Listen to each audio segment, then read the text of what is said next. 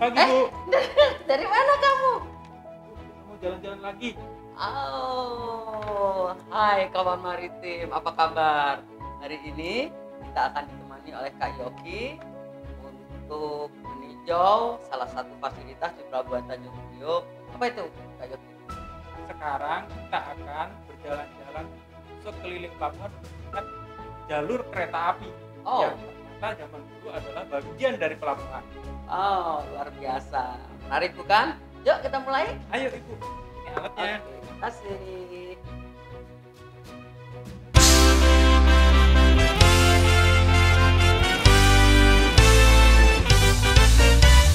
Pagi-pagi bersiap diri, ilaskan hati mencari rejeki. Senyum sapa hangat menanti, karena IPC tempat kami berdiri. Atasan bawahan semuanya senang, bekerja dengan kasih sayang. Hati senang, kerja pun maksimal, tetap berjaya bersama IPC. Hai kawan maritim, pelabuhan adalah pintu gerbang keluar masuknya barang-barang di seluruh Indonesia. Konektivitas antar moda transportasi menjadi hal yang sangat penting untuk lancarnya perjalanan barang-barang ke seluruh wilayah. Kontainer adalah salah satu sarana yang dirasa praktis untuk pengangkutan barang-barang, karena mudah diangkut melalui kapal laut, melalui truk, atau kereta api. Nah, kawan maritim, kali ini kita akan bercerita banyak mengenai kereta api. Alat transportasi ini memiliki ikatan sejarah yang kuat dengan pelabuhan. Bahkan beberapa bangunan stasiun dan jalur kereta api sengaja dibangun untuk mempermudah konektivitas di pelabuhan. Hai kawan maritim, apa kabar? Kita sekarang sudah sampai di stasiun kereta api Tanjung Priok. Hari ini saya akan didampingi oleh Mas Yoki. Dia akan menjelaskan bersama-sama saya apa peranan stasiun kereta api Tanjung Priok yang begitu megah di Tanjung Priok. Dan apa kaitannya stasiun kereta api Tanjung Priok ini dengan pelabuhan Tanjung Priok yang berada berapa ratus meter di depan stasiun Tanjung Priok.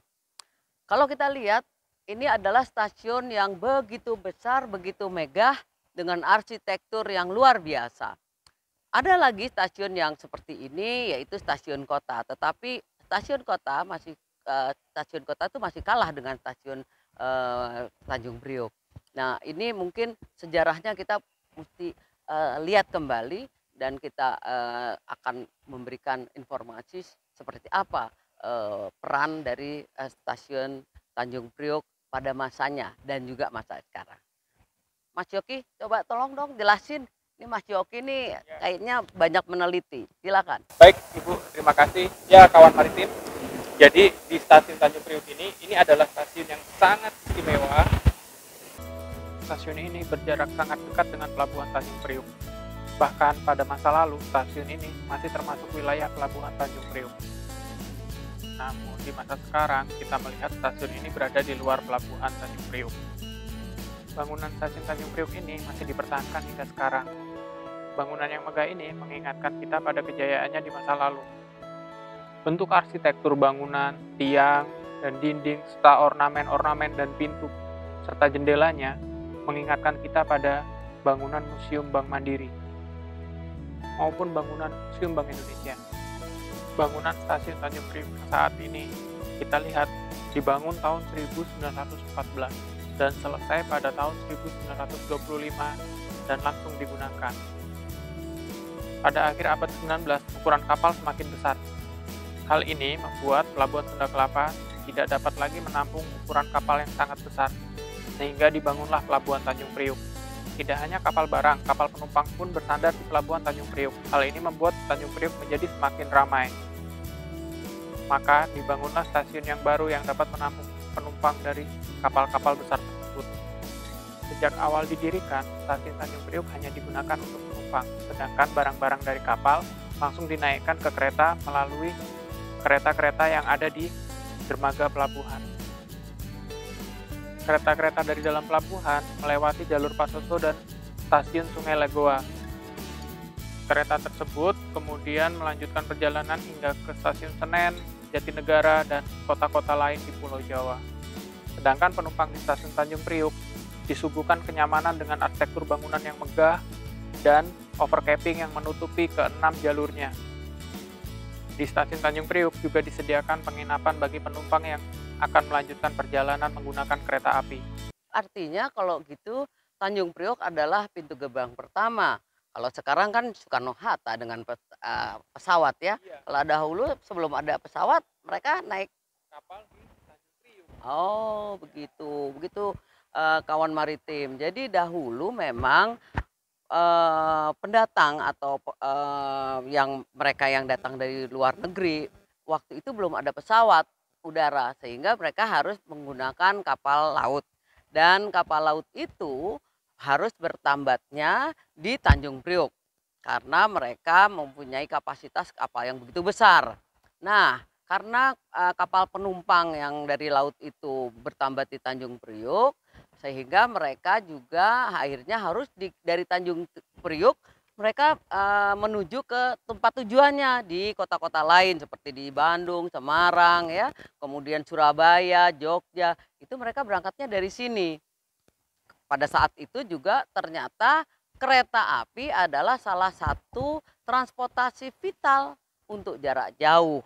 Dan waktu itu tidak seperti sekarang banyak mobil-mobil atau bis dan sebagainya karena jalan-jalan darat waktu itu belum sebanyak sekarang. Apalagi jalan tol waktu itu belum ada.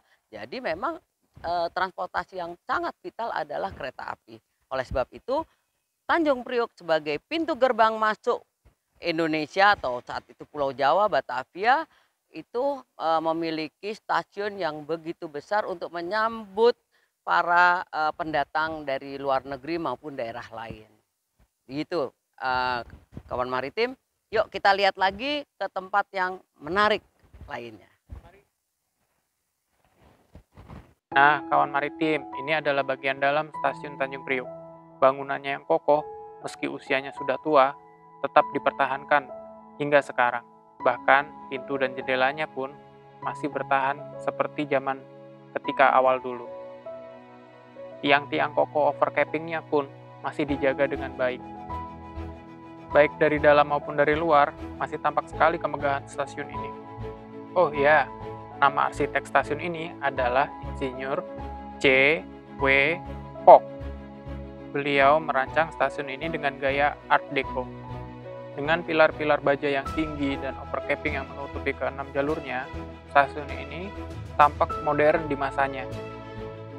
Selain bangunannya, beberapa peralatan lama juga dipertahankan di stasiun ini, seperti panel listrik, bantalan rel, kemudian pengaman jalur kereta, dan bahkan peralatan-peralatan teknisi dari masa lalu yang masih dipertahankan dan mungkin masih digunakan hingga sekarang. Di stasiun ini, kita juga masih bisa menemukan bangunan pengawas perjalanan kereta api dan yang masih terawat dengan baik. Namun, saat ini bangunan tersebut tidak digunakan lagi. Ada juga roda kereta yang menjadi monumen di stasiun ini dan menjadi pemandangan sehari-hari. Beberapa rangkaian kereta barang juga tampak terparkir di stasiun ini, dan beberapa lokomotif serta kereta penumpang juga terparkir di sini. Setiap hari kita juga masih bisa menjumpai kereta barang yang langsir melalui stasiun ini. Lantai peron maupun lantai area perkantoran sudah diganti dengan lantai baru, tapi jangan khawatir, beberapa area di stasiun ini masih menggunakan lantai lamanya. Oh ya, kereta rel listrik juga masih beroperasi di stasiun ini untuk membawa penumpang ke Jakarta Kota. Jadi sampai sekarang stasiun ini masih tetap ramai seperti dulu. Jika kita menelusuri lebih jauh ke dalam bangunan stasiun ini, kita akan menemukan beberapa pintu asli, bahkan beberapa perkakas yang asli. Oh iya, ada terowongan yang unik di bawah stasiun. Namun saat ini kita tidak bisa memasukinya karena sedang tergenang air. Mungkin suatu saat kawan maritim bisa masuk ke dalam terowongan ini. Ini adalah pintu dan dinding yang masih asli yang dipertahankan di stasiun Tanjung Priok ini. Ornamen-ornamen di dindingnya pun pun masih terlihat utuh dan terawat. Ini adalah beberapa ruangan di stasiun yang difungsikan kembali. Mengamati arsitektural bangunan secara detail membuat saya semakin penasaran. Lihat, ini adalah ukiran-ukiran di dindingnya yang terbuat dari keramik asli dari Belanda. Ukiran-ukiran semacam ini dapat kita jumpai pada bangunan-bangunan yang sezaman dengan stasiun Tanjung Priuk. Bahkan di dalam pelabuhan Tanjung Priuk juga terdapat bangunan yang hampir sama. Bangunan tersebut sekarang disebut Gedung Pemanduan, berada di salah satu terminal di pelabuhan Tanjung Priuk. Suatu saat kita akan ke sana mengunjunginya. Sepertinya ada petugas di sana. Selamat siang, Pak. Yang Bu. Perkenalkan, saya Tinia Budiati, Pak, dari tim YouTube channel Museum Maritim Indonesia. Kita hari ini akan minta Bapak memberi penjelasan kepada para netizen kita. Sebelumnya kita sapa dulu. Selamat siang, kawan maritim. Hari ini kita didampingi oleh Pak Doni. Pak Doni adalah Kepala Stasiun Sungai Lagoa Tanjung Priok. Jadi kita ingin tahu lebih jauh lagi bagaimana peran perkeretaapian pada saat ini dan juga tentu kaitannya dengan masa lalu. Oke, Pak Doni, bagaimana dengan kondisi sekarang kereta api di Tanjung Priok ini? Apakah masih sama perannya seperti pada masa-masa lalu? Dan apa sekarang fungsi yang paling utama untuk kereta api Tanjung Priok ini? Makasih Bu ya. Untuk stasiun Tanjung Priok sementara hanya melayani KAK barang ya, KAK barang peti kemas, angkutan barang peti kemas dari ada yang dari Surabaya, ada yang dari Lemah Abang.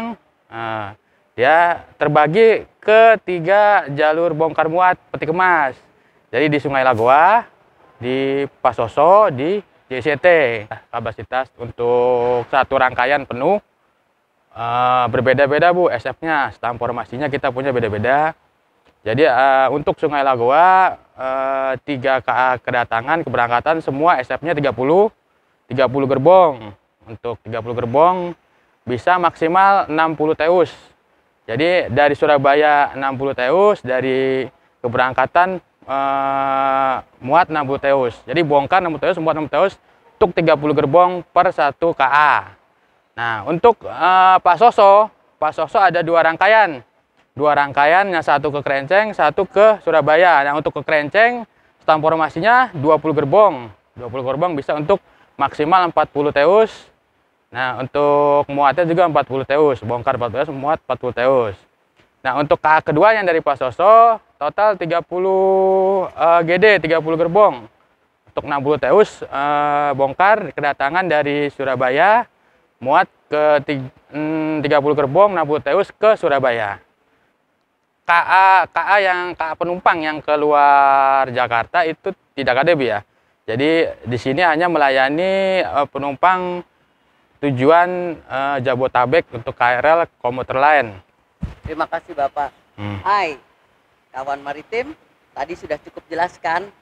Kalian bisa berangkat dari stasiun Tanjung Priok, tapi untuk komuter lain, untuk Jabodetabek saja. Kalau untuk yang keluar kota tetap harus stasiun-stasiun lainnya seperti stasiun kota, stasiun Senen, dan tentu kita berharap bahwa para netizen sekali-kali datang loh ke sini. Kenapa? Kita lihat luar biasa arsitekturnya. Ini adalah warisan budaya kita. Jadi kita harus ikut pelihara dan harus kita promosikan. Oke Pak Doni, terima kasih atas penjelasannya. Ya. Dan sekarang kita mau melihat-lihat ke tempat-tempat lain. Baik Bu. Mohon izin ya Pak Doni. Oke. Terima kasih. Ya. Assalamualaikum. Waalaikumsalam. Sekarang kita akan menuju stasiun Sungai Lagoa. Nama Sungai Lagoa sendiri berasal dari bahasa Portugis yang berarti danau atau waduk. Stasiun ini tidak terlalu jauh dari stasiun Tanjung Priuk. Di sana kita juga akan menjumpai peti kemas yang dibawa oleh kereta api, baik akan dikirim maupun baru datang dari luar kota. Oh iya, kita tidak akan menemukan bangunan stasiun ini lagi. Hanya ada pos security yang berjaga di dekat pintu masuk stasiun Sungai Legoa ini. Stasiun ini berada 4 meter di atas permukaan laut, sehingga sering terjadi banjir rob atau rendaman air dari hujan. Namun, ini tidak mengganggu jalannya kereta barang untuk keluar dan masuk dari stasiun Sungai Legoa ini. Bapak berbaju orange itu adalah petugas pemeriksa jalur kereta sebelum kereta masuk dan beliau yang memastikan bahwa jalur aman untuk kereta. Saat kami sampai di stasiun Sungai Legoa, petugas di sini memberitahu bahwa akan ada rangkaian kereta membawa kontainer yang masuk. Jadi kami memutuskan untuk menunggu kereta tersebut. Sambil menunggu, kami juga melihat aktivitas bongkar muat di lapangan penumpukan ini. Cukup banyak truk kontainer yang keluar masuk untuk meletakkan maupun mengambil kontainer yang ada di lapangan penumpukan ini. Ini adalah jalur menuju ke arah Pasoso dan masuk ke dalam pelabuhan. Nanti kereta tersebut akan lewat sini untuk masuk ke stasiun Sungai Legoa. Ada yang unik di stasiun Sungai Legoa ini, wesel yang digunakan masih menggunakan wesel asli. Nah, ini keretanya sudah masuk. Kereta ini cukup panjang dan berjalan cukup lambat, sehingga cukup lama untuk melihat kereta ini sampai ke ujung stasiun Sungai Legoa. Tapi kami masih menunggu. Sesuai dengan informasi yang kami peroleh, kereta ini terdiri dari 22 rangkaian, yang artinya dapat menampung hingga 40 teus lebih. Namun tidak semua terisi, beberapa rangkaian hanya membawa 1 teus, bahkan ada yang kosong. Hai kawan maritim, lihatlah kita sekarang sedang berada di jalur kereta api untuk peti kemas atau kontainer. Dan ini kita berada di lokasi Sungai Legoa namanya. Ini adalah jalur berbeda khusus untuk kontainer. Kita bisa bayangkan mereka adalah berjalan mundur.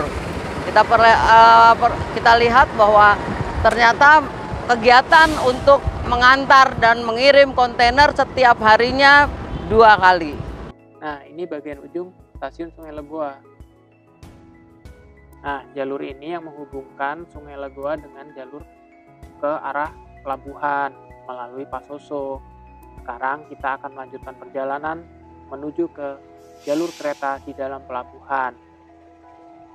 Selain Tanjung Priok dan Sungai Legoa, Pasoso juga merupakan stasiun kereta yang digunakan untuk menaikkan dan menurunkan barang-barang ke rangkaian kereta.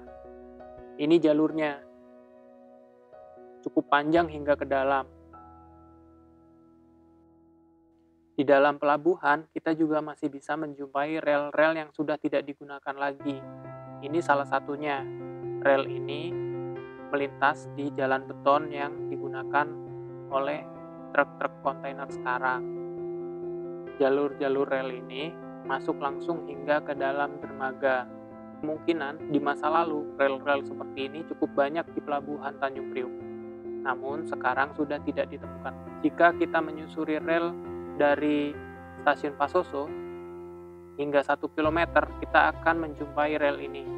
Selanjutnya, rel ini terus menuju ke arah timur hingga ke JICT. Nah, ini adalah jalur kereta di JICT atau Jakarta International Container Terminal. JICT adalah salah satu terminal yang tersibuk di Tanjung Priok. Dari terminal ini, barang-barang dari luar negeri masuk ke Indonesia atau sebaliknya dari Indonesia ke luar negeri. Di terminal ini tidak hanya menggunakan kereta untuk memindahkan kontainer-kontainer, tapi juga tetap menggunakan truk-truk yang mengangkut kontainer. Nah, kenapa ada kontainer yang diangkut dengan truk dan kenapa ada kontainer yang diangkut dengan kereta? Hal ini terkait dengan tujuan kontainer tersebut. Ada beberapa kontainer yang lebih dekat dengan stasiun dan ada beberapa kontainer yang hanya bisa dijangkau dengan truk-truk kontainer. Kalau stasiun Sungai Legoa paling barat, maka JICT adalah stasiun paling timur. Kawan maritim, kita sudah selesai mengunjungi semua stasiun kereta baik yang di luar maupun di dalam pelabuhan Tanjung Priuk. Maka perjalanan ini juga hampir selesai. Bu, Hai Kak Yoki, apa kabar? Iya Bu, kita sudah selesai berkeliling di sekitar pelabuhan, melihat rel kereta api dan keterkaitan sejarah kereta api dengan pelabuhan Tanjung Priuk. Oke, hai kawan maritim. Luar biasa bukan? Tadi Kak Yoki sudah menjelaskan dan memandu kita mengenai sejarah perkeretaapian kaitannya dan pelabuhan Tanjung Priok. Dan tentu kita akan hadir kembali pada tayangan-tayangan berikutnya di channel YouTube Museum Maritim Indonesia. Kamu, aku, cinta maritim. Kawan maritim,